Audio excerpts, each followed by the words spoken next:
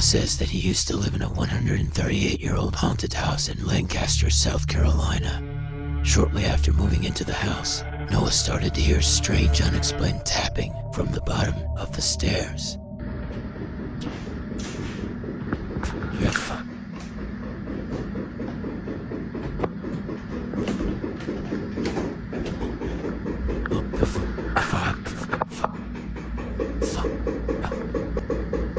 Hello? If you can hear me, please stop. Why are you going faster?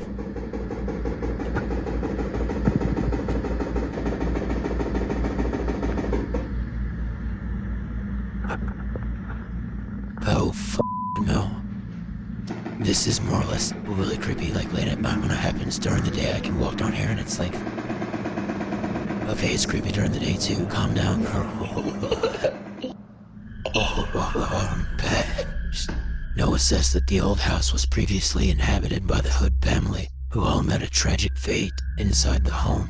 Judson Hood, the original homeowner of the house, built in 1887. So I go in on Ancestry, I go and pay the $19.99, whatever fee it was, and I get all of this dude's family tree information. But pretty much this document up here talks about Judson Hood's death. As it would turn out, Judson was not the only one that died in this house. In fact, every single family member died.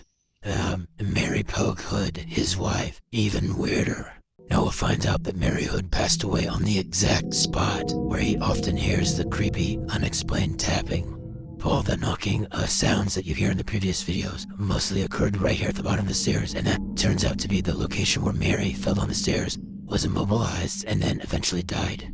As the weeks wear on, Noah starts to get a bit accustomed to the ghost that he believes to be Mary Hood. He even becomes a bit annoyed by the nightly tapping. Mary.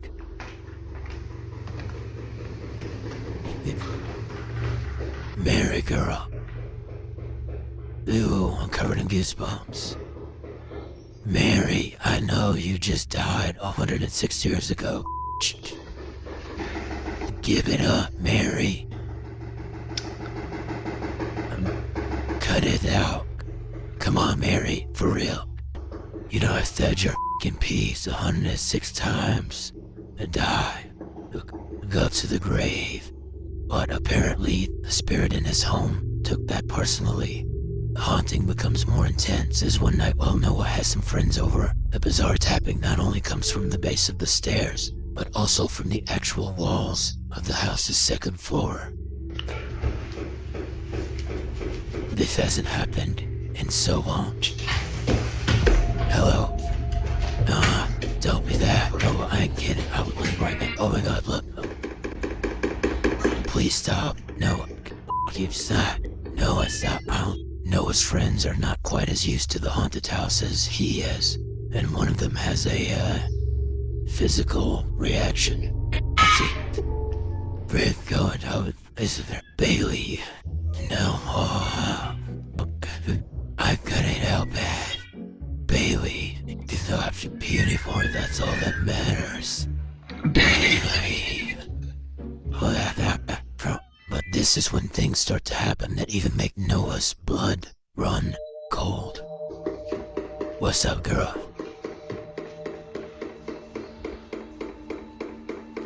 Are you trying to say something? Or are you just trying to keep annoying me?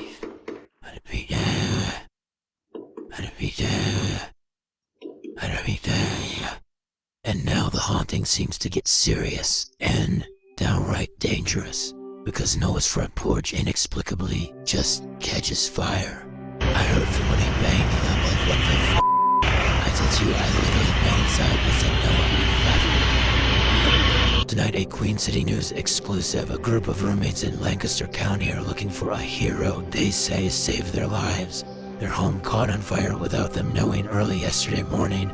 They tell our South Carolina Bureau Chief Shakira speaks a mysterious Good Samaritan called 911 just to the nick of time. Everybody should run out half-roll. Those are words you never want to hear, and the roommates say if it weren't for someone driving by, they would have never heard those words either. Homeowner Noah Heaton says it was a normal night for him and his roommates as they were all preparing for bed, but they weren't prepared for what would happen next. I woke up at about 1 a.m. with my roommates yelling at me, thinking someone's breaking in the front door. The sounds they heard were from the Lancaster County Fire Department urging them to get out of the house. So barefoot and in pajamas, they got outside, only to see firefighters already tackling the fire on the second story. And that's when I saw Archeon making out for a rug, up in flames. This is left after the fire. Heaton says officials still don't know the cause. Love you, God. Oh yeah, I really am so glad we're okay that for. Each roommate attributes their luck to guardian angels. So by now, Noah has had about enough of the old haunted house and the ghost of Mary Hood. He just sells the home and moves out. But that's not the end of this story. Because you see, almost exactly 1 year after Noah sold the house, a mysterious raging fire started in the home and it was completely destroyed. You guys, I'm still in shock that this house burned to the ground after 3 years of my blood, sweat, tears, and literally my entire bank account poured into this house for it to burn a year later was insane to me. Now regarding the second fire that resulted in the total devastation, again, I had moved out, so I don't know much details about this fire other than the family was in the home when it started, and guess what time it started? 3 a.m. Thankfully, the family of 4 who were now living in the house made it out without any injuries. Now, after researching this fire, I can confirm that weirdly enough, the fire department does say that it started right around 3 a.m., just as Noah said. And the local fire chief says that the cause of the fire is currently unknown. Can you give me 2 knocks like this?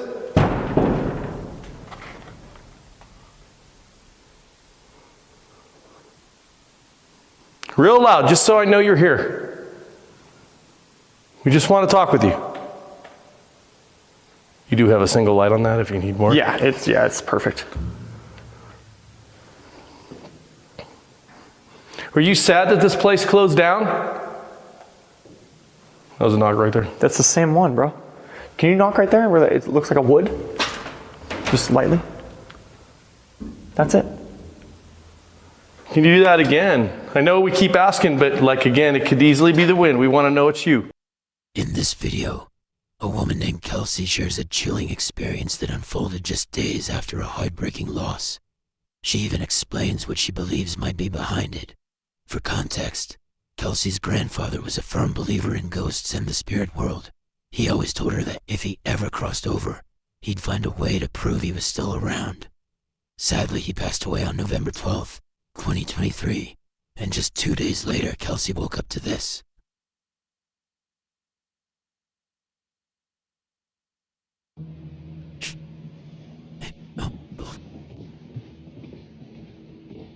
What the?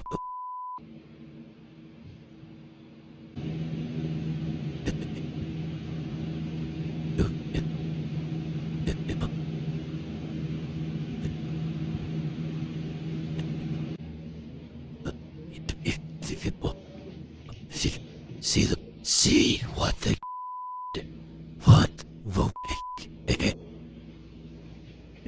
nobody's down here.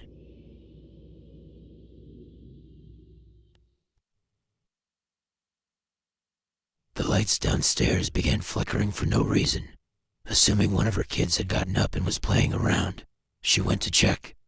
But as soon as she reached halfway down the stairs, the lights shut off completely and stayed off. Finding nothing unusual, she returned to bed, only for the same thing to happen again moments later. This time, she woke her husband, and together they went to investigate. Once again, the moment they reached the halfway point on the stairs, the lights went dark and never came back on. Here's the strange part. Ever since that night, it hasn't happened again.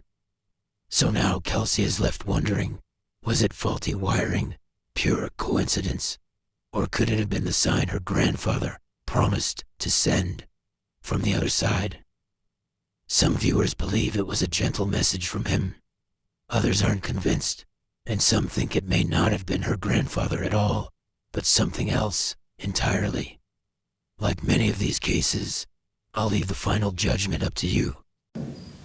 Did you make movement? It sounded like somebody's moving behind me. No, that's what I heard earlier. Something movement behind you. Are you moving behind me? My name is Edward. Did you hear that? Please tell me you heard that. A young woman named Keeney says that while on a trip to Mexico, she took a photo of her 3 friends with a disposable camera. When she had her photos developed, she was shocked to see a mysterious extra person in the background.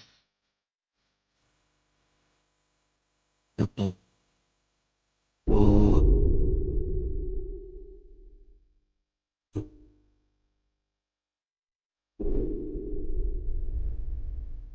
Now, at first, many people who saw Keeney's photo said that the dark figure in the background was simply a shadow from one of the girls, or possibly Keeney's own reflection as she took the picture. But then people began to brighten the image a bit, and saw this. The extra figure in the photo seems to have a ghastly face. It doesn't look like a shadow, and it certainly doesn't look like Keeney's reflection. So just who or what is this? You decide. Is there evil here?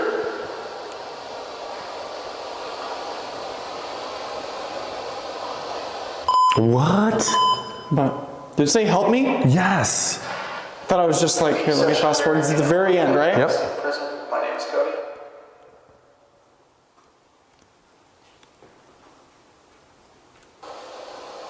We're at, it's at, You're an evil person. it's not yet, it's coming up.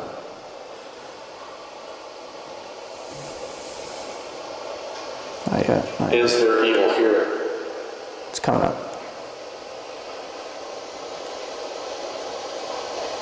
Help me. Oh my gosh. It's It clear. says help me. Oh. Help me. Oh my gosh. It's It clear. says help me. Oh my god. It's at the very end, so I can't. It's gotta go I'll play it all one the more way through time. again. EVP session, we are in Unit 11.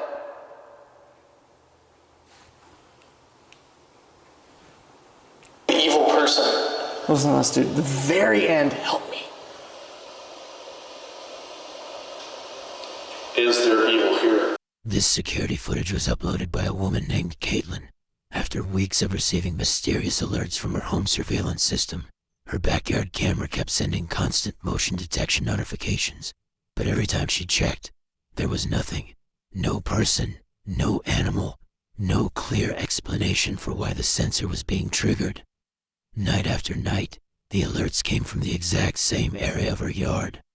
Finally, after weeks of phantom notifications, the camera revealed what had been setting them off. Here's what it captured.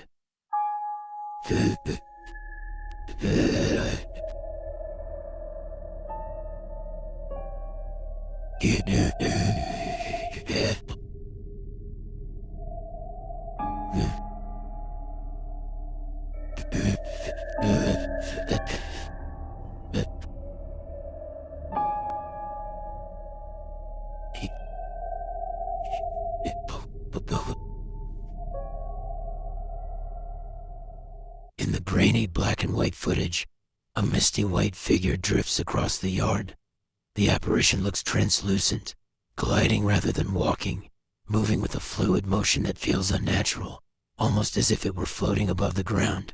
It passes directly through the camera's detection zone, finally explaining why Caitlin had been receiving so many nightly alerts. The entity was solid enough to trigger the motion sensors, yet ghostly enough to appear otherworldly on camera. After capturing this footage, Caitlin finally had her answer to the mystery of her restless security system, though it left her with an even bigger question. What exactly has been visiting her backyard every night?